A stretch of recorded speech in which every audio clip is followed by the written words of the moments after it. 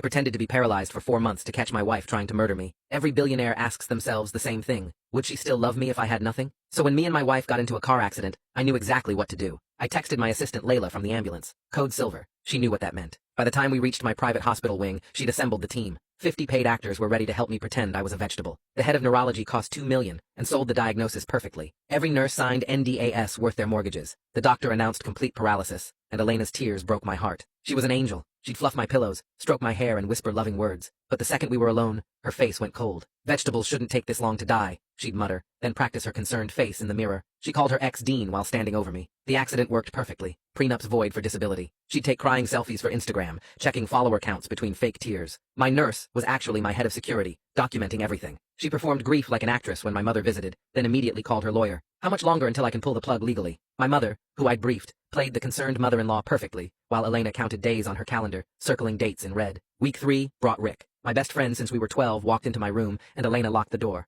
He's completely gone, she said, snapping fingers in my face, shining phone lights in my eyes. Watch this. She slapped me hard across the face. Then again. Rick laughed nervously until she grabbed his hand and put it on her breast. He can't feel anything. We could make love right here. Rick pulled back, but she pushed harder. Come on. It's nothing we haven't done before. My security team watched through hidden cameras as she pulled Rick onto my bed. Imagine inheriting his empire through our kid, she whispered, while unzipping his pants 2 feet from my paralyzed body. Rick's resistance crumbled when she mentioned the billions. They made love in my bed while I lay there with my eyes covered by a blindfold that I could see out of. My lawyers wanted to end it, but Blake said, without attempted murder on tape, she walks with half your fortune. We need her actually trying to kill you. Over the next 3 months, she escalated. She got me declared incompetent using my paid experts. My forensic accountant tracked 40 million flowing offshore while she practiced eulogies. He was the love of my life, she'd rehearse, adding tears on cue. Rick visited daily now for their scheduled sessions. Our kid's inheriting everything, he'd say while she rode him, my eyes fixed on the ceiling. She'd describe my death during intimacy. First the facility, then a little morphine accident. The pregnancy test came back positive week 16. She waved it in my face. This is your friend's baby, but who's asking for DNA? She'd research untraceable poisons on my laptop while sitting on my legs. Paralyzed vegetables don't need passwords, she'd say, transferring another million.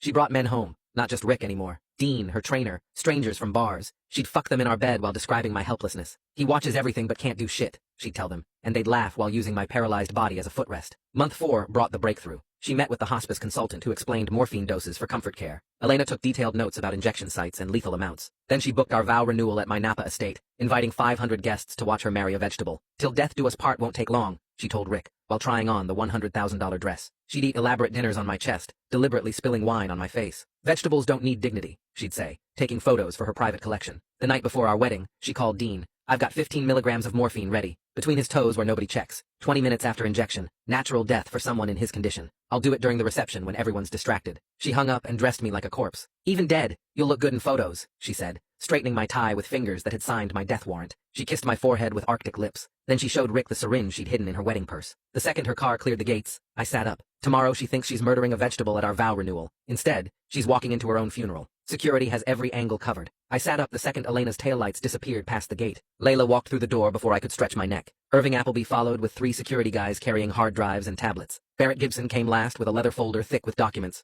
Irving set up a laptop on the nightstand and pulled up camera feeds showing every angle of Elena's departure. The audio files were already organized by date, with timestamps marking every conversation about murder. Barrett opened his folder and showed me the criminal complaint ready to file with the DA's office. Attempted murder, conspiracy, fraud, theft. Crispin McCoy had signed off on arrest warrants that just needed Elena to actually try the injection before they became active. Melissa Appleby had frozen the offshore accounts 3 hours ago using emergency court orders. Elena thought she had 43 million hidden, but it was all locked down waiting for asset seizure. The team ran through the final checklist while I headed to the bathroom. 4 months of lying still had done more damage than I expected, even with the secret physical therapy. My muscles worked, but everything felt stiff and strange. The shower helped wash away the hospital smell and the feeling of being helpless. I stood under hot water for 20 minutes working out the tension in my shoulders. Barrett knocked and told me Crispin was positioned at the courthouse ready to move. Melissa confirmed every financial trap was set. The dress clothes Elena had picked out were still hanging in the closet. Black suit like I was already dead. I put on my actual wedding suit instead. Navy blue, custom tailored, the one I wore when I married her 5 years ago before I knew what she was. Irving came in while I was fixing my tie and pulled up the venue security grid on his tablet. 40 cameras hidden in flower arrangements, ceiling fixtures and decorative panels. Microphones in Elena's bouquet would catch every word she said. Her purse had a tracker and a camera pointing up at her face. 500 guests would be watched by 20 plainclothes security scattered through the crowd. The instant Elena reached for that syringe, 6 people would move to intercept. Irving showed me the sight lines and backup positions. Barrett had coordinated with Crispin to have uniformed officers outside in unmarked cars. My mother arrived 2 hours before the ceremony. She walked into my bedroom and saw me standing there fully dressed and healthy. Her face crumpled and she grabbed me in a hug that hurt my ribs. She cried for 5 minutes while I held her. She kept saying she was sorry for not stopping it sooner. I told her the performance had to be complete, or Elena would have suspected. She pulled back and wiped her eyes and said watching Elena abuse me while she pretended to care was worse than anything she'd experienced. But she understood why total authenticity mattered. The evidence needed to be perfect. Layla came in with her tablet showing Elena's morning timeline. 6 a.m. wake up with a call to Rick confirming the plan. 7:30 practicing her sad widow face in the bathroom mirror. 8:15 checking the morphine dosage calculations for the 3rd time like she was cramming for a test. 9 a.m. final purse check to make sure the syringe was accessible. 10 a.m. hair and makeup appointment. 11 a.m. she'd be arriving at the venue. Everything was proceeding exactly as Elena had planned, except I wasn't actually paralyzed anymore. Guests started showing up at noon. Old friends, business associates, distant relatives who thought they were attending a touching vow renewal ceremony. Barrett positioned himself 3 rows from the front, with Crispin sitting next to him, dressed like a cousin nobody remembered, both of them ready to move fast. Irving confirmed all cameras were recording. The security team spread through the crowd looking like regular guests. Nobody knew they were attending a trap instead of a wedding. The venue coordinator wheeled me to the altar at 1:45. I kept my eyes closed and my body completely limp. The wheelchair felt different now that I was choosing to sit in it. Irving's voice came through the tiny earpiece hidden in my ear canal. Elena had just pulled up. She was checking her makeup in the car. Her hand went to her purse. She was confirming the syringe was there. She took 3 deep breaths like an actress preparing for a performance. Then she got out and walked toward the venue entrance. The ceremony music started at 2 p.m. exactly. I heard Elena's heels clicking on the stone path. She came up behind my wheelchair and put her hands on the handles. Her performance started immediately. I heard her voice breaking as she spoke to the officiant about how meaningful this renewal was. Several guests were already crying at her dedication. She wheeled me down the aisle slowly. Her hand rested on my shoulder, the same hand that had slapped my face hard enough to make my ears ring. I used everything I had learned over 4 months to stay completely limp. My breathing stayed shallow and regular. My face showed nothing. The officiant began the ceremony, and Elena delivered her prepared speech. She talked about eternal love and staying devoted through sickness and health. Her voice broke at perfect moments. I watched through barely opened eyes as she positioned herself next to my wheelchair. She was setting up access to my feet, the injection site she'd chosen, between my toes where nobody would check. The officiant asked if she took me as her husband, and she said yes, with tears streaming down her face. The ceremony concluded, and she leaned down to kiss my forehead. Those cold lips touched my skin one last time. Then she grabbed the wheelchair handles and started pushing me toward the reception area, the champagne toast, where she planned to commit murder while everyone was distracted. Irving confirmed through my earpiece that all cameras were recording. Crispin had his hand on the arrest warrant in his jacket pocket. Barrett was moving into position. Elena wheeled me to a spot near the back of the reception space exactly where she'd planned, somewhere she could access me during the celebration. I was ready to end 4 months of the most elaborate performance of my life. Elena wheels me to a spot near the back corner of the reception tent, where white tablecloths cover round tables and champagne glasses wait on silver trays. She parks the wheelchair at an angle that gives her access to my feet, while keeping me away from the main crowd. I watch through barely open eyes as she smooths her wedding dress and walks toward the first group of guests. Her face transforms into perfect grief, mixed with joy, as an older couple hugs her and tells her how brave she is. She touches her heart and dabs at her eyes with a tissue she pulled from somewhere. I count the seconds between when she checks her watch. 45 seconds pass before she glances at her wrist again. Irving's voice comes through my earpiece, confirming all cameras are recording her movements. She works the room like a professional actress, making sure every guest sees her devoted wife performance. She accepts hugs and whispers and sympathetic touches on her arm. Every few minutes her eyes dart to the wheelchair to confirm I'm still sitting there helpless. Barrett stands 3 tables away pretending to look at his phone, but I know he's watching Elena track her murder timeline. The guests flow around the reception space drinking champagne and eating appetizers from passing trays. Nobody knows they're attending a trap instead of a celebration. Elena moves from group to group, and her hand keeps going to her purse where the syringe waits hidden in a side pocket. She checks her watch again. 30 seconds this time. The ceremony took longer than she planned, and now she's getting nervous about her timeline. Rick walks through the entrance at 2:45, and Elena's entire face changes in a way I've never seen before. Her eyes light up, and her mouth forms a genuine smile that reaches all the way to her cheeks. She moves toward him fast, and he kisses her on the mouth, not the cheek like you'd expect at someone else's wedding. His hand drops to her stomach in a quick touch that looks casual, but I know what it means. He's checking on their baby, the child they think will inherit everything I own. Barrett's hand lands on my shoulder and squeezes once. The signal means wait. Don't move yet. Let her make the attempt. Rick stays close to Elena as she introduces him to guests as my best friend since childhood. They laugh together at something someone says, and his hand rests on the small of her back. I watch them through my eyelashes, and remember when Rick and I were 12 building a treehouse in my backyard. The memory tastes like metal in my mouth. Elena checks her watch again and says something to Rick that makes him nod. She excuses herself from the conversation and walks toward the bathroom tent they set up near the main entrance. Irving's voice confirms through my earpiece that she just entered the bathroom. Melissa's voice comes next, saying, "This is it." Elena's removing the syringe from her purse. She's checking the dosage markings on the side. She's practicing the injection angle with her thumb on the plunger. My heart pounds against my ribs, but I keep my breathing steady and shallow. 4 months of practice makes the paralyzed act automatic now. Barrett's hand squeezes my shoulder again. Irving confirms Elena's leaving the bathroom with the syringe concealed in her right palm. She comes back into the reception tent smiling at guests and accepting more congratulations about our beautiful ceremony. The syringe stays hidden in her hand, pressed against her leg as she walks. Rick moves into position near my wheelchair without being obvious about it. He stands at an angle that blocks the sightline from most of the guests. They planned this part carefully in their phone calls that my security team recorded. Elena reaches my wheelchair and kneels down beside me like a concerned wife, checking on her invalid husband. Her left hand touches the blanket covering my legs, while her right hand moves toward my foot. I can see the syringe now positioned between her fingers, exactly like she practiced. She pulls the blanket back slightly to expose my ankle. Her fingers find the space between my toes where she planned to inject. The needle touches my skin, and I feel the cold metal point press against me. My eyes snap open fully, and my hand shoots out to grab her wrist with perfect strength. I look directly into her face, and say clearly enough for everyone nearby to hear me speak for the first time in 4 months. Her face goes through 3 expressions in the space of maybe 2 seconds. First shock, because vegetables don't grab wrists. Then confusion, because nothing makes sense anymore. Then horror, as she understands what just happened. I stand up from the wheelchair using muscles that work perfectly fine and have been working fine this whole time. The reception tent goes completely silent as 500 guests stop talking and turn to watch me standing there holding my wife's wrist. She's holding a syringe full of morphine that was supposed to kill me in 20 minutes. Barrett signals to Crispin, who starts moving toward us from his position near the bar. Elena tries to drop the syringe, but I keep my grip tight on her wrist. Irving and 2 security team members appear from different directions, and Irving takes the syringe carefully using a clear evidence bag. Crispin reaches us and announces in a voice that carries across the tent that he's the district attorney, and Elena is under arrest for attempted murder. Rick tries to run toward the exit, but security blocks every door. My mother steps forward from where she was standing with a group of her friends. She tells the guests in a calm voice that they just witnessed the prevention of a murder. I address the crowd in a steady voice, explaining that for 4 months,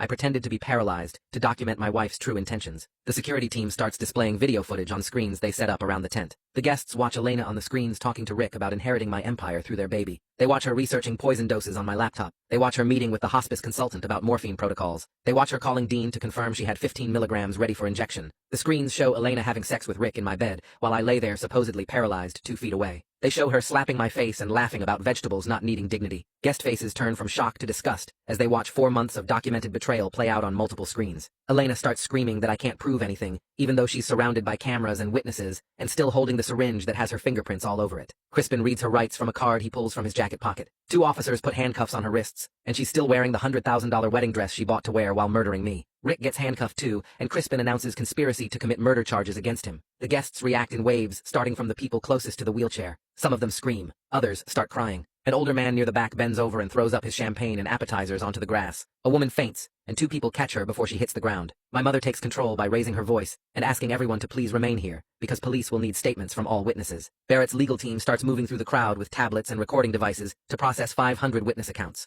Elena and Rick get walked toward separate police vehicles that pulled up outside the tent. Elena's screaming about her lawyer and her rights while still wearing her wedding dress, with the train dragging through the grass. Rick stays quiet with his head down as they put him in the back of a different car. The vehicles drive away with lights flashing, and I'm left standing in the middle of my vow renewal reception that turned into the most public arrest anyone here will ever witness. Barrett's team spends the next hour taking statements from guests who watched the whole thing happen. I sit in a private room they set up away from the main tent and wait for the investigators to finish processing the scene. Crispin brings in 2 detectives and a recording device around 4 in the afternoon. They ask me to walk them through everything from the beginning, and I start with the car accident 4 months ago. I explain the code silver text to Layla and how we assembled 50 paid actors within hours. The detectives take notes while I describe every detail of Elena's behavior during my fake paralysis. I show them timestamps for when she slapped me, when she had sex with Rick in my bed, when she researched poison doses on my laptop. The head detective keeps shaking his head like he can't believe what he's hearing. I walk them through the financial theft that Melissa documented, 40 million moving to offshore accounts in careful increments. I explain how Elena got me declared incompetent, using the same doctors I paid to fake my diagnosis. The pregnancy comes up, and I describe how she waved the positive test in my face while telling me it was Rick's baby. I detail the hospice consultant meeting where Elena took notes about lethal morphine doses. The investigators ask about the vow renewal planning, and I explain how she booked everything while planning to kill me during the reception. I show them the recording of her phone call to Dean, confirming she had 15 milligrams ready for injection between my toes. 6 hours pass while I give them every piece of evidence we collected. Crispin tells the detectives this is the most completely documented attempted murder case he's ever seen. The evidence is so strong that conviction is basically guaranteed. The detectives agree and start packing up their recording equipment. By the time we finish, it's almost 10 at night, and I'm exhausted from reliving 4 months of abuse in one sitting. Barrett pulls me aside and says the story already broke nationally, because you can't arrest someone at their vow renewal with 500 witnesses without it hitting the news. His PR team put out a statement an hour ago confirming the basic facts while trying to protect my privacy. I know that's impossible now, because this whole thing was too public and too crazy for anyone to ignore. Barrett shows me his phone, and there are already articles on major news sites with headlines about the billionaire who faked paralysis to catch his wife planning murder. Some articles paint me as a genius who protected himself. Others suggest I'm some kind of sociopath who enjoyed watching my wife betray me for 4 months. Barrett tells me to avoid all media and let the evidence speak for itself. I agree, because I don't want to explain this to reporters who weren't there. My life will never be private again after this, and I know it. The wedding venue staff starts breaking down the tent and cleaning up while police finish their work. Layla finds me around 11 and says she's taking me home. I realize I haven't been to my actual bedroom in 4 months, because I spent all that time in the hospital wing. We drive through the gates, and I see photographers already camped outside. Security keeps them back while we pull into the garage. Layla walks me upstairs to my real bedroom, and I feel strange being in this space again after so long. She checks all the security systems and tells me to get some sleep. I collapse into bed and don't wake up for 16 hours straight. Security monitors all the entrances while I sleep harder than I have in months. When I finally wake up the next afternoon, my phone has hundreds of messages from people I haven't talked to in years. Everyone suddenly wants to check on me now that the drama is public knowledge. Old friends from college, distant relatives, business contacts I barely remember. Most of the messages say the same things about being shocked and asking if I'm okay. A few people admit they never liked Elena, but couldn't explain why. I don't respond to any of them because I'm not ready to have those conversations yet. Barrett calls me around 3 in the afternoon and says Rick's family contacted him that morning begging for a meeting. They claim they had no idea about Rick's involvement and want to understand what happened to their son. I tell Barrett I refuse all contact with them because I'm not ready to hear excuses. Watching my best friend since we were 12 betray me was somehow worse than Elena's calculated cruelty. At least Elena married me for money, so her betrayal made sense in a twisted way. Rick threw away decades of friendship for a chance at billions and a baby that wasn't even planned. Barrett says he'll tell them I'm not interested in meeting. He mentions that Elena's lawyer tried to negotiate bail this morning, but Crispin argued she's a flight risk.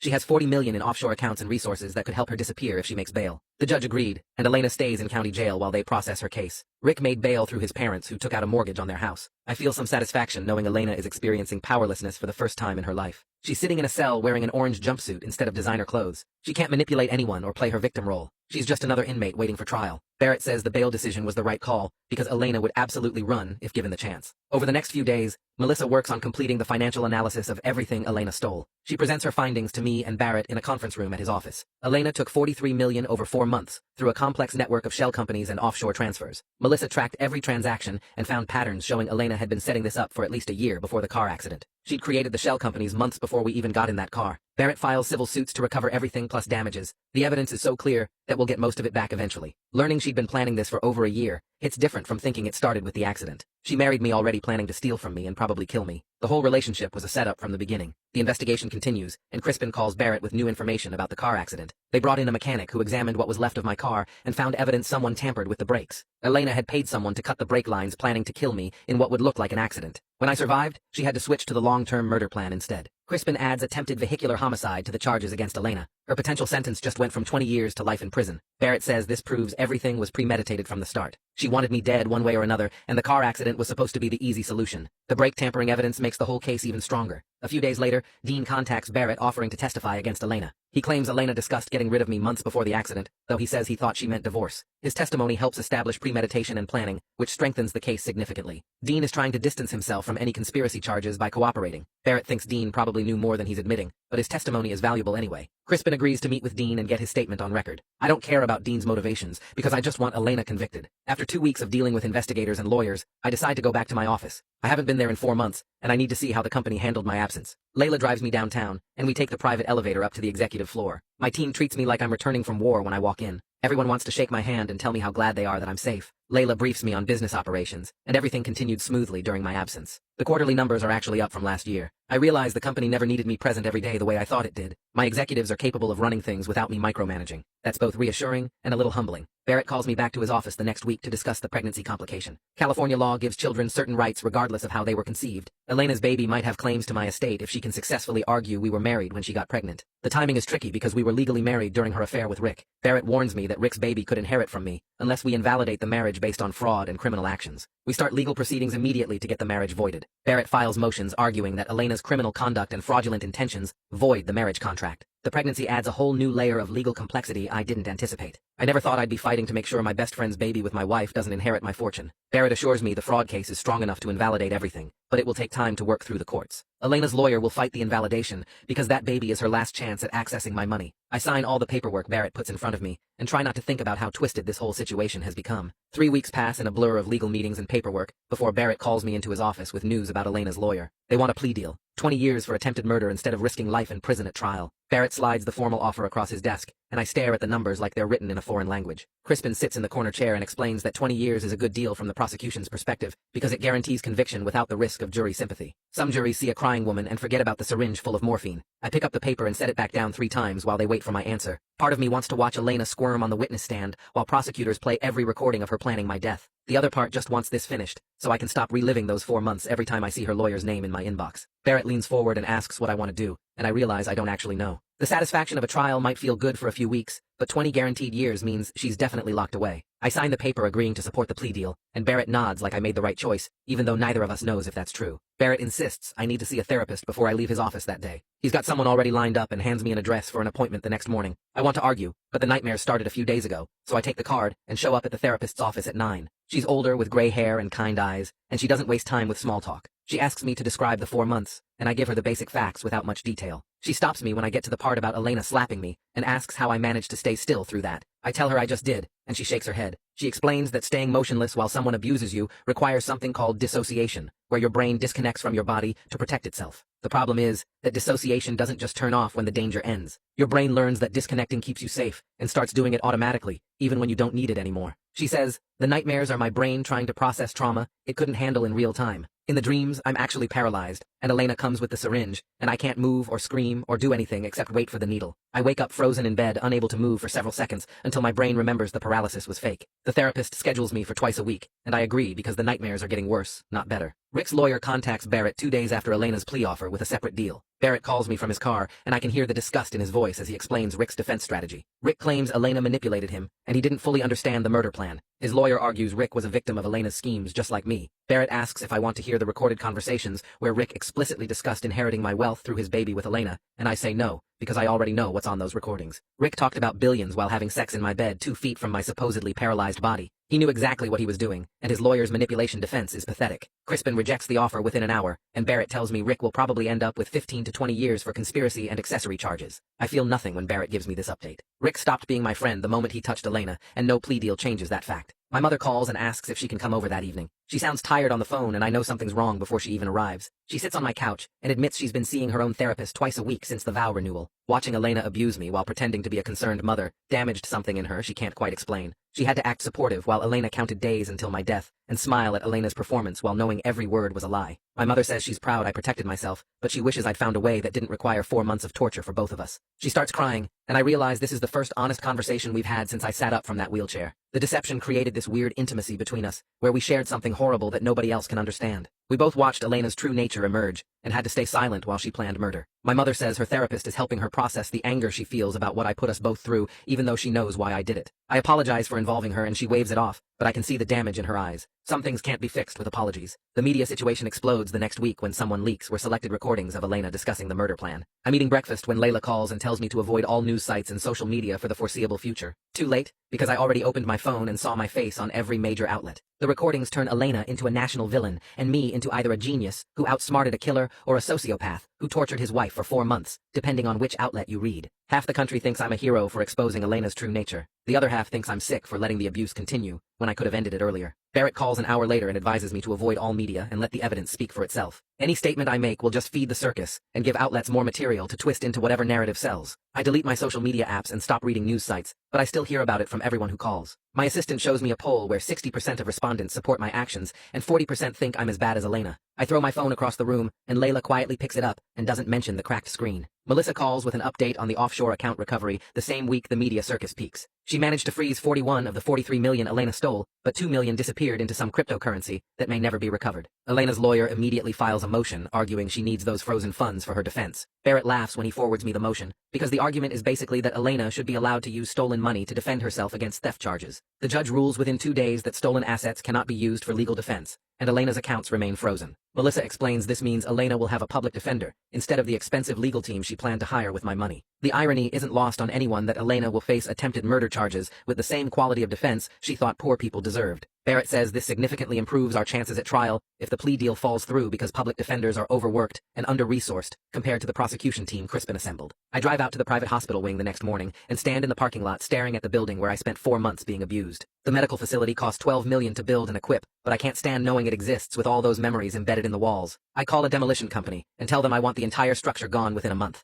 The crew supervisor thinks I'm crazy when he arrives for the estimate and sees a pristine medical facility that's barely a year old. I don't explain, and he doesn't ask questions when I authorize payment for immediate demolition. Layla tries to talk me out of it by explaining the facility's value, but I need it gone more than I need $12 million.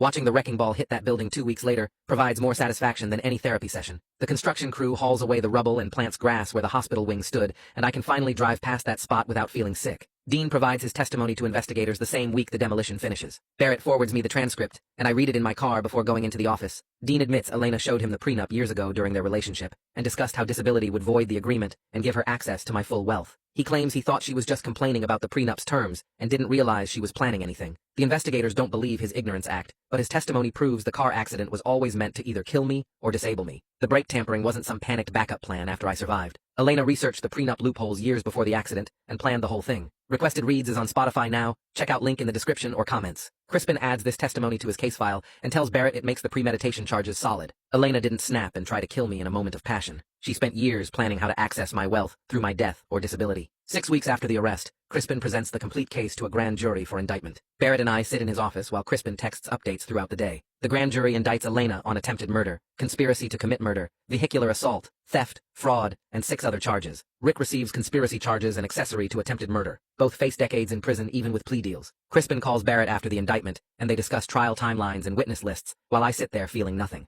The charges are exactly what we expected, and the evidence is overwhelming, but none of it changes the fact that I spent 4 months being tortured by someone I loved. Legal victories don't erase trauma, and indictments don't give me back the trust I lost. Elena's lawyer sends a letter the next week saying she wants to write me an apology as part of a potential plea negotiation. Barrett brings the letter to my office and asks if I want to read it before he responds. I tell him to burn it without showing me. I don't want her words or her excuses, and any apology at this point is just strategy for sentencing reduction. Barrett nods and takes the letter back, and I never ask what happened to it. Elena had 4 months to apologize while she was planning my murder, and she spent that time having sex with my best friend in my bed instead. Her words mean nothing now that she's facing prison time. The only thing I want from Elena is distance, and the legal system is providing that whether she apologizes or not. Rick's parents showed up at my office 2 days after I told Barrett to refuse their meeting request. Security called me from the lobby saying they were demanding to see me and wouldn't leave without answers. I told security to escort them out, but they made it to my floor before anyone could stop them. Rick's mother pushed past my assistant and burst into my office while his father stood in the doorway looking broken. She started screaming that I destroyed her son's life and set him up to take the fall for my sick game. Her face was red, and spit flew from her mouth as she called me a manipulator who orchestrated everything to frame Rick. Security grabbed her arms, but she kept shouting that Rick was a good boy who made one mistake, and I ruined him because I couldn't accept that Elena never loved me. His father just stood there crying and shaking his head, while 2 security guards dragged his wife backward toward the elevators. She screamed that I was the real criminal, and Rick was just a victim of my twisted plan all the way down the hall until the elevator doors closed.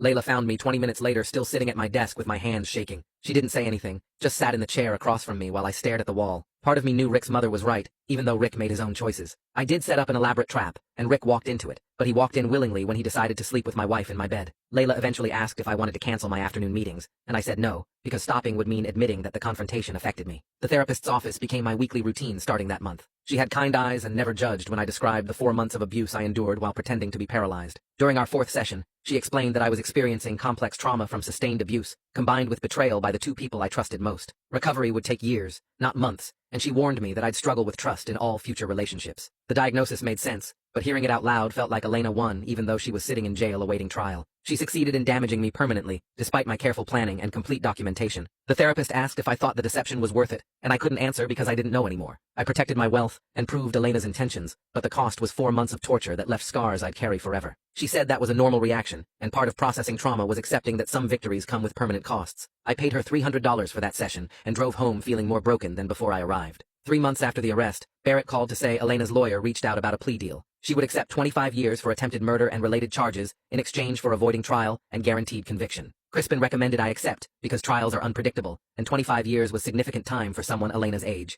Rick's lawyer made a similar offer the same week, 15 years for conspiracy and accessory charges with admission of guilt. Barrett laid out both deals on my desk and asked what I wanted to do. I looked at the papers describing decades of prison time for 2 people I once loved and felt nothing except tired. Accepting the deals meant no trial, no public testimony, no media circus watching me describe 4 months of abuse. It meant certainty instead of risk, and after everything I'd endured, I wanted certainty more than I wanted revenge. I signed the acceptance documents for both deals, and Barrett filed them with the court that afternoon. Crispin called an hour later confirming both Elena and Rick accepted the terms, and sentencing was scheduled within the week. The courthouse was packed for Elena's sentencing hearing on a Tuesday morning. I sat in the front row with Barrett while Elena was led in wearing an orange jumpsuit and handcuffs. She looked thin and pale, nothing like the woman who used to practice her concerned face in my hospital room mirror. The judge asked if I wanted to give a victim impact statement, and I stood up with papers I'd written the night before. I described 4 months of systematic abuse while completely helpless, watching my wife conduct affairs in my bed and plan my murder. I explained the psychological torture of hearing her discuss injection sites and lethal doses while sitting on my paralyzed legs. The judge listened without expression, while Elena stared at the table, refusing to meet my eyes.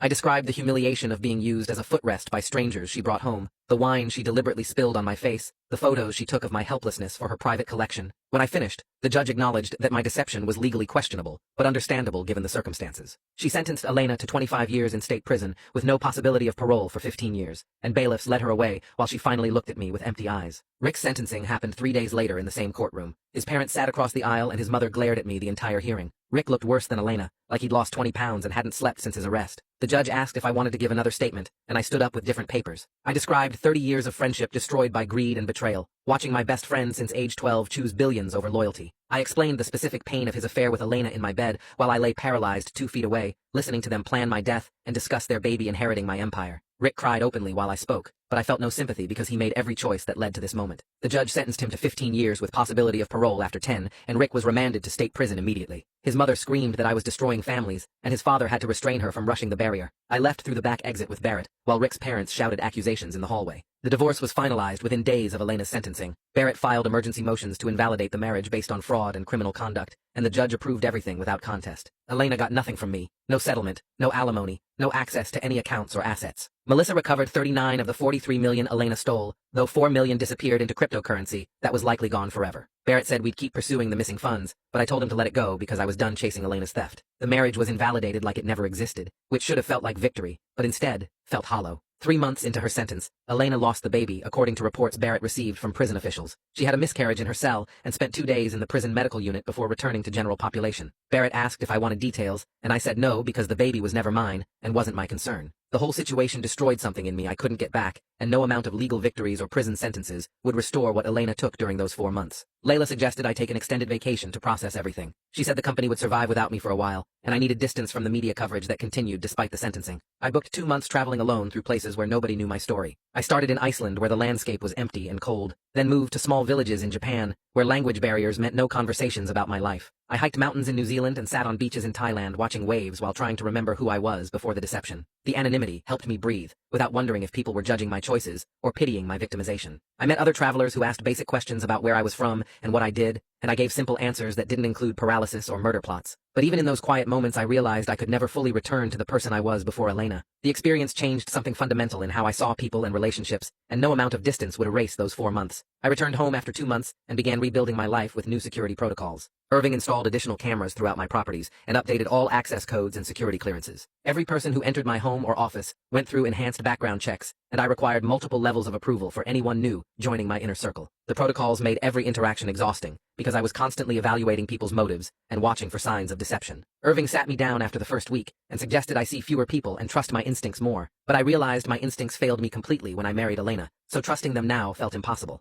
I hired additional security staff and established new procedures for monitoring communications and financial transactions. The measures were probably excessive, but I needed them to feel safe in my own life, and nobody questioned my paranoia after what I'd endured. My mother and I established new boundaries in our relationship. The deception created an intimacy through shared trauma that neither of us wanted or knew how to handle. She'd watched Elena abuse me for 4 months, while pretending to be a concerned mother-in-law, and that experience bonded us in ways that felt uncomfortable. We used to have weekly dinners at her house where we'd talk about business and family, but after the sentencing, those dinners became strained and awkward. She'd ask how I was doing, and I'd say fine, and we'd both know I was lying, but neither of us wanted to dig deeper. After a month of forced conversations, I suggested we change our weekly dinners to monthly check-ins instead. She looked relieved when I said it, and we both acknowledged that we needed space to process what we endured together. The new arrangement worked better because we could be supportive without drowning in shared trauma every week. The company thrived despite my personal struggles. My executive team proved they could operate independently during my absence, making major decisions and closing significant deals without my direct involvement. I built the company to run efficiently, but never realized how well it functioned until I was gone for months. Layla coordinated everything during the deception and continued managing operations during my recovery, and I recognized her loyalty was worth more than any salary could reflect. I promoted her to partner and gave her significant equity in the company, making her the first non-family member to hold ownership stake. She cried when I told her,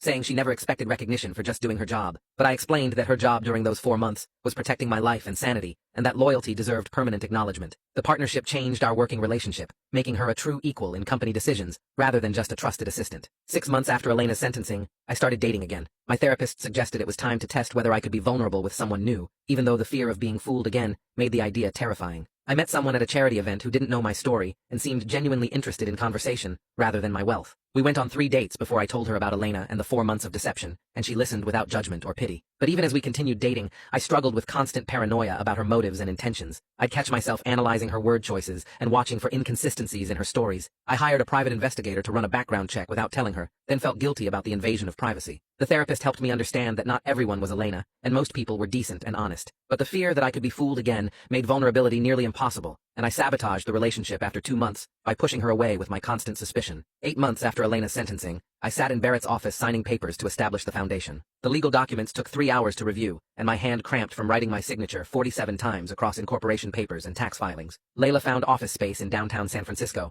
a building with accessible entrances and meeting rooms designed for people who needed safety and privacy. We hired 6 staff members who understood trauma because they'd lived through it themselves, survivors who could look clients in the eye and mean it when they said things would get better. The foundation offered legal aid, financial counseling, emergency housing funds, and therapy referrals to anyone trapped in dangerous relationships. I transferred $5 million from my personal accounts to get started and committed to matching donations, dollar for dollar. The work felt important in ways my business never had, helping people who couldn't hire 50 actors and security teams to protect themselves. We opened in October and had 37 clients by December, mostly women, but some men too, all carrying stories of manipulation and financial control that sounded familiar. I spent 2 days a week at the foundation office, meeting with clients and reviewing cases, and the work exhausted me in ways that felt productive instead of draining. One woman cried when we paid her security deposit for a new apartment, away from her husband, and I understood that my 4 months of hell had purchased the ability to change her life. The foundation gave me purpose beyond accumulating wealth, and helped me process my own victimization by preventing others from experiencing the same thing. By spring, we'd helped 83 people escape dangerous situations and rebuild their financial security. Rick's parents sent a letter through Barrett's office in March, 6 months after their son went to prison. The envelope sat on my desk for 2 weeks before I opened it, because seeing their names made my stomach hurt. His mother wrote 3 pages in careful handwriting, explaining they'd spent months trying to understand how their son became someone capable of conspiracy to murder. She admitted they'd always known Rick envied my success, but never imagined that envy could twist into something murderous. His father added a paragraph accepting responsibility for not teaching Rick better values, for raising a son who saw friendship as transactional, and wealth as the only measure of worth. They acknowledged that Rick's choices destroyed a friendship that dated back to middle school, and they understood if I never wanted contact with their family again.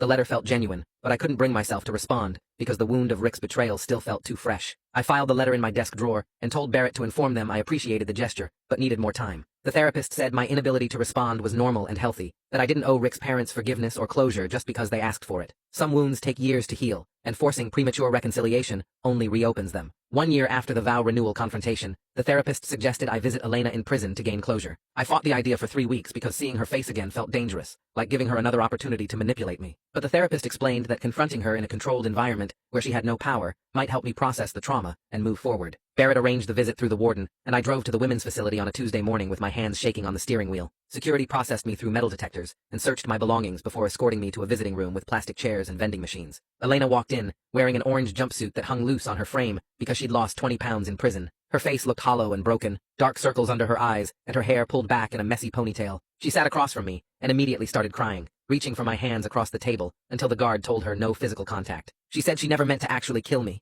that she was just fantasizing about being free and didn't understand how serious her planning had become. I watched her perform remorse the same way she'd performed grief during my paralysis, and I saw through the manipulation immediately. She claimed the pregnancy loss devastated her and made her realize how wrong she'd been, but her eyes stayed calculating even while tears ran down her face. I listened for exactly 10 minutes without saying a word, then stood up and walked out while she called my name. The guard escorted me back through security, and I drove home feeling nothing but relief that she was contained behind razor wire and concrete. The therapist was right about closure. Seeing Elena powerless and desperate confirmed that I'd escaped something that would have eventually destroyed me, and I stopped having nightmares about her within a month. I sold the Napa estate in June because I couldn't separate the property from the memories of that day. The real estate agent showed it to 12 potential buyers before a tech entrepreneur from Seattle offered asking price without negotiating. The new owners had no idea about the property's history, and I didn't tell them because that story belonged to me, not the land. The sale netted $42 million after taxes and fees, and I immediately transferred $30 million to the foundation's endowment fund. The remaining $12 million went to establishing scholarships for children of incarcerated parents, kids who didn't choose their situations, but suffered the consequences anyway. Barrett handled all the paperwork, and the estate transferred ownership in August. I never went back to see it again because some places become permanent crime scenes in your memory, regardless of what happens there afterward. The foundation staff threw a small celebration when the endowment cleared, because $30 million meant we could expand services and help hundreds more people. Melissa called me into her office in September, with information that made Elena's betrayal somehow less personal. Her forensic team had been tracking Elena's digital footprint, and discovered correspondence with two other wealthy men during our marriage. Elena had been running similar long-term manipulation schemes with both of them, sending flirty messages and discussing their finances while building backup plans in case I didn't work out. One man was a real estate developer in Los Angeles who she'd met at a charity event. The other was a venture capitalist in New York who she'd connected with through social media. Both men had significant wealth, and both had been receiving the same calculated attention Elena gave me in our early relationship. Melissa showed me message threads where Elena researched their assets and discussed marriage prospects, treating relationships like investment portfolios with diversified holdings. The revelation that I was just one of several targets made the betrayal feel less like a personal failure and easier to process. Elena hadn't chosen me specifically because of some flaw she detected. She'd been running a numbers game, manipulating multiple wealthy men simultaneously until one of them worked out. The therapist helped me understand this meant Elena's deception wasn't about me at all, just about opportunity and resources. I reconnected with old friends I'd neglected during my marriage to Elena, people I'd drifted away from because she always had reasons why we should skip their events. Rem from college invited me to his daughter's birthday party, and I actually went, spending an afternoon with people who remembered me before the wealth and the drama. Sarah from my first startup threw a dinner party and seated me next to normal people who asked about my work without knowing my net worth. Both Rem and Sarah admitted over drinks that they never liked Elena, but couldn't articulate why. Rem said she always seemed to be performing rather than participating, watching everyone like she was taking notes. Sarah mentioned that Elena asked too many questions about finances and assets, conversations that felt like interviews rather than friendly interest. Their honesty about sensing something wrong made me feel less foolish for missing the signs, though I still struggled with self-blame. The therapist said my friends saw Elena from the outside, while I experienced her calculated intimacy, and those perspectives revealed different things. I couldn't have known what they sensed, because Elena showed me a completely different person, and that deception was intentional and skilled. My weekly therapy sessions in October focused on understanding what Elena actually was, rather than why she targeted me. The therapist explained that Elena likely had antisocial personality disorder, commonly called sociopathy, which meant she saw people as resources to exploit, rather than humans with feelings. Sociopaths are skilled at mimicking normal emotions and building relationships based on what others want to see, but they lack genuine empathy or connection. No amount of vigilance would have revealed Elena's true nature without the extreme circumstances of the deception, because she was performing a character specifically designed to fool me. The therapist showed me research on financial predators and manipulative relationships, and Elena's behavior matched the patterns perfectly. She'd studied me, identified what I wanted in a partner, and became that person until she had access to resources worth stealing. The realization didn't erase my trust issues, but helped me stop blaming myself for being fooled. Even trained professionals struggle to identify sociopaths because the manipulation is so sophisticated and convincing. Understanding Elena as a predator, rather than a failed partner, shifted something in my recovery. 2 years after the confrontation, I met someone at the foundation's annual fundraising gala. She ran a nonprofit supporting domestic violence survivors, and knew my whole story, because the foundation's work had been covered extensively in nonprofit circles. We talked for an hour about trauma-informed care and funding challenges, and she never once asked about my wealth or the details of Elena's crimes. Her name was Jennifer, and she'd survived an abusive marriage herself, which meant she understood hypervigilance and trust issues without taking them personally. We went on 3 dates before I asked Barrett to run a complete background check, and Jennifer laughed when I told her instead of being offended. She said she'd probably do the same thing in my position, and appreciated that I was honest about my caution coming from trauma, not paranoia. Barrett's investigation found nothing concerning. Jennifer was exactly who she claimed to be, with a decade of nonprofit work and a clean financial history. We dated slowly and carefully, with me constantly monitoring for red flags that never appeared. Jennifer understood that some conversations triggered me, and didn't push when I needed space. She met my mother after 6 months, and Layla after 8, both of whom cautiously approved while watching for signs of manipulation. The relationship felt different from Elena, because Jennifer never performed or calculated. She got frustrated with me sometimes and said so directly, instead of hiding behind sweet words. She had her own money and career and life that existed completely separate from mine. 5 years after the confrontation, I received notice that Rick was eligible for a parole hearing. Barrett explained I could submit a statement or testify in person about the impact of his crimes. I spent 2 weeks deciding what to say, because part of me wanted Rick to stay in prison forever, while another part remembered the friend he'd been before Elena corrupted him. I chose to testify in person, and drove to the correctional facility on a cold November morning. The parole board sat behind a long table, and Rick entered wearing prison blues, looking older and thinner than I remembered. I gave my statement without looking at him, explaining honestly that Rick made terrible choices that destroyed a friendship dating back to childhood. I said he participated in planning my murder, and betrayed me in ways that still hurt 5 years later. But I also said the letters he'd sent through attorneys seemed genuinely remorseful, and I believed he understood the magnitude of what he'd done.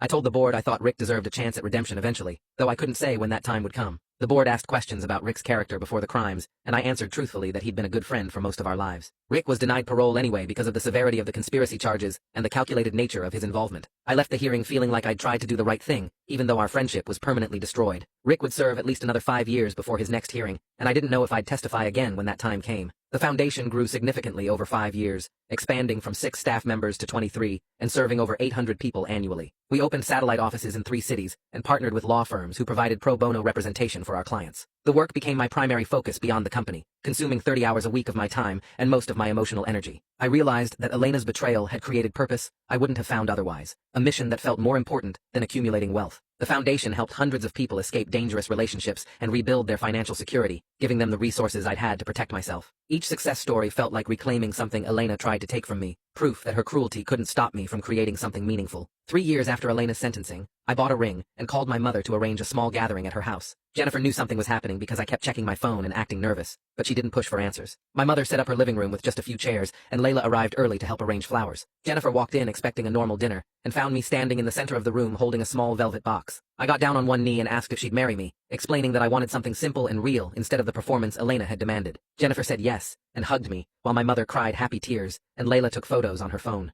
The ring was smaller than the one I'd given Elena, because Jennifer had specifically told me months earlier that she didn't want anything flashy or expensive. We sat together on my mother's couch planning a courthouse ceremony for the following month, and I felt relief that this relationship involved actual conversations about what we both wanted, instead of me guessing and performing. The courthouse wedding happened on a Tuesday morning with just my mother, Layla, and Jennifer's sister present as witnesses. We stood in front of a judge who performed a 5-minute ceremony reading standard vows from a binder. Jennifer wore a simple blue dress she already owned, and I wore a suit from my closet. The judge pronounced us married, and we signed papers in an office that smelled like coffee and old carpet. My mother took us to lunch afterward at a restaurant near the courthouse, and we ate sandwiches while discussing completely normal topics, like Jennifer's work project and my mother's garden. I realized during that lunch that I felt genuinely happy for the first time since before the car accident happened. Jennifer reached across the table and squeezed my hand when she noticed me getting quiet, and she didn't ask what I was thinking about because she already understood that some moments triggered memories I needed to process alone. We went home to the apartment we'd been sharing for 8 months, and spent the evening watching television on the couch like any other night. The lack of spectacle felt perfect, because our relationship existed in reality, instead of performance, and Jennifer never expected me to prove my love through expensive gestures or elaborate displays. A letter arrived from the state prison 3 weeks after our wedding with Elena's name in the return address. I held it for 2 days before opening it, and Jennifer noticed but didn't ask about it until I brought it up myself. The letter was 4 pages of Elena's handwriting explaining that she'd found religion in prison and wanted my forgiveness for everything she'd done. She described attending chapel services and reading religious texts, and claimed she finally understood that greed had corrupted her soul. I read the entire letter sitting at my kitchen table while Jennifer made dinner, and I felt absolutely nothing,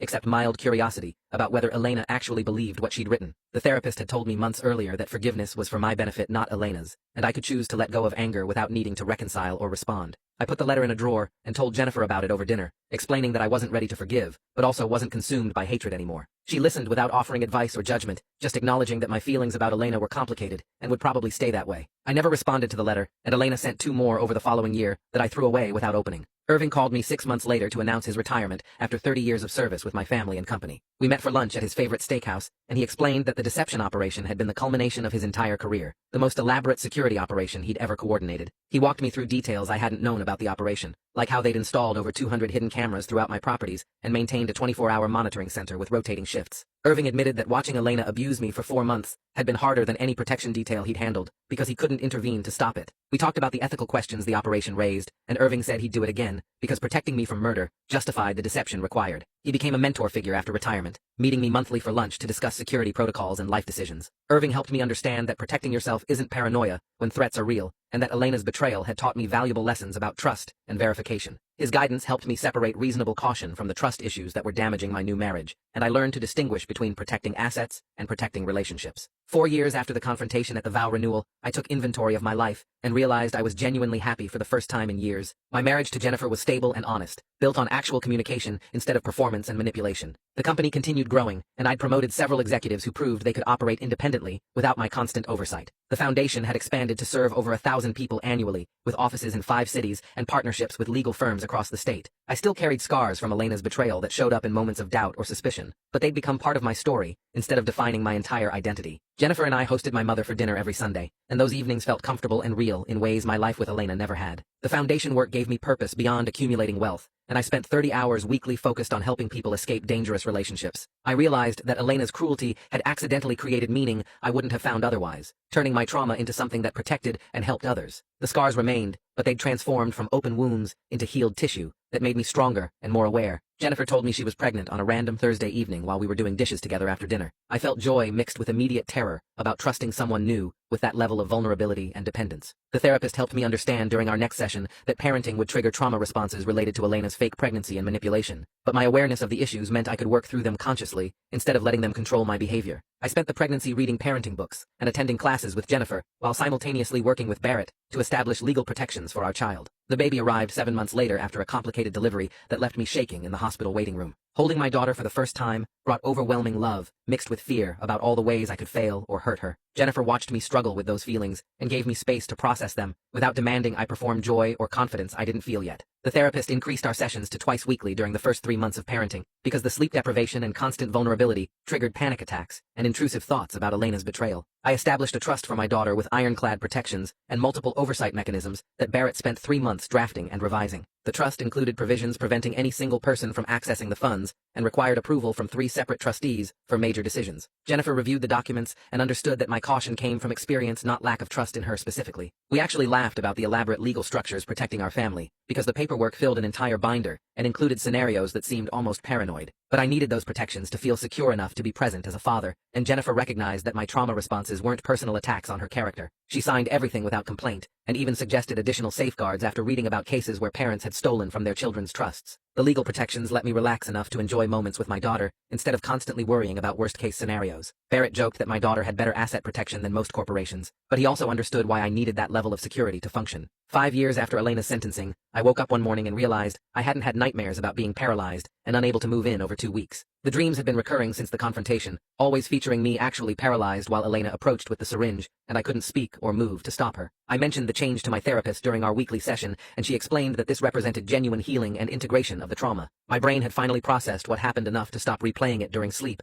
as a threat requiring constant vigilance. The nightmares had been decreasing in frequency over the previous year, but this marked the first extended period without them since the vow renewal. I still had occasional anxiety about trust and betrayal, but the visceral terror of helplessness had faded into something more manageable. The therapist warned me that anniversaries and triggers might bring the dreams back temporarily, but the overall trajectory showed real progress toward recovery. Jennifer noticed I was sleeping better, and mentioned that I'd stopped talking in my sleep and thrashing around during the night. The improvement in sleep quality helped everything else feel more manageable, and I had more energy for work and parenting. The foundation hosted its first annual gala 18 months later, and I decided to share my story publicly for the first time. Layla had been pushing me to use my experience for fundraising and awareness, but I'd resisted because the vulnerability felt terrifying. Jennifer encouraged me by pointing out that hundreds of people had already benefited from the foundation, and my story could help even more. I worked with a speaking coach for 2 months to prepare remarks that explained what happened without sensationalizing or performing trauma. The gala brought together 300 donors and supporters in a hotel ballroom decorated with foundation materials and survivor testimonials. I stood at the podium and told the story of pretending to be paralyzed to catch Elena planning my murder, explaining how that experience taught me about financial abuse and exploitation in relationships. The room stayed completely silent while I spoke, and several people were crying by the time I finished. The vulnerability felt excruciating, but the response was overwhelmingly supportive, with dozens of people approaching me afterward to share their own experiences or thank me for speaking openly. We raised significant funds that night to expand services and open 2 additional offices. Jennifer stood beside me throughout the evening and squeezed my hand when I started shaking after the speech. Sharing my story publicly felt like reclaiming it from Elena and transforming private trauma into public good. Barrett contacted me 6 months later with news that Elena was eligible for parole in 15 years, and I'd have the opportunity to testify at her hearing. Jennifer asked if I'd oppose her release, and I realized I genuinely didn't know yet how I'd feel in 15 years. Part of me wanted Elena to stay in prison forever as punishment for what she'd done, but another part wondered if keeping her imprisoned after she'd served significant time was really about justice, or just revenge. The therapist helped me understand that I had 15 years to figure out whether revenge or mercy served me better, and my feelings would probably evolve as I continued healing. Jennifer supported whatever decision I'd eventually make, but encouraged me to stay open to the possibility that forgiveness might benefit me more than continued anger. I filed paperwork preserving my right to testify at the parole hearing, while acknowledging I might choose not to exercise that right when the time came. Elena would serve at least 15 more years regardless of my testimony, because of the severity of her crimes and her behavior in prison. The knowledge that I had time to decide felt freeing, because I didn't need to commit to revenge or forgiveness immediately. I could continue healing and building my life, while leaving that decision open for future consideration, when I had more perspective and distance from the trauma. 6 years after the vow renewal confrontation, I wake up in my new house with sunlight coming through windows that face a garden my wife planted last spring. She's already downstairs making breakfast, and I hear our daughter laughing at something, probably the dog stealing food off the counter again. I get dressed and head down to find them both covered in flour from attempting pancakes, and my wife kisses me without checking her reflection first, or calculating how the moment looks to anyone watching. The foundation office opens in an hour, and I need to review the quarterly report, showing we helped 200 families escape dangerous relationships this year, twice as many as last year. My company stock hit record highs last month, and the executive team I built runs operations so smoothly, I only work 3 days a week now, spending the rest of my time with family and foundation work. The therapy sessions dropped to once a month 2 years ago because the nightmares finally stopped, and I can sleep through the night without checking security cameras. My daughter runs up and shows me a drawing she made of our family, just stick figures holding hands, and I realize she'll never know about Elena, or the 4 months I spent pretending to be paralyzed, while my wife planned my murder. The elaborate deception protected my wealth and exposed Elena's true nature, but it cost me 4 months of systematic abuse and years of recovery that changed fundamental parts of who I am. I've made peace with that trade-off, because the alternative was dying at my vow renewal, or spending my life with someone who saw me as a resource to exploit, rather than a person to love. Later that evening I stand in our living room watching my wife help our daughter with homework, while Layla texts about tomorrow's foundation gala, and my mother calls to confirm Sunday dinner plans. These people have proven their loyalty through years of honest relationship, showing up consistently without performing devotion or calculating what they can extract from me. Elena's betrayal taught me the difference between someone who practices concerned faces in mirrors and someone who actually gives a shit when you're struggling. The lesson cost more than I wanted to pay. 4 months of humiliation, and years of therapy and trust issues that still surface when I meet new people. But it gave me the wisdom to recognize authentic love when I found it, to build a life with people who chose me for reasons beyond my bank account, to create something worth protecting that doesn't require security cameras and paid actors to verify its reality. I'm finally grateful for both the warning Elena provided and the survival that let me build this instead. And that's the full wrap-up. I love when small stories end up carrying something you can actually use. If this one did that, then it was worth sharing.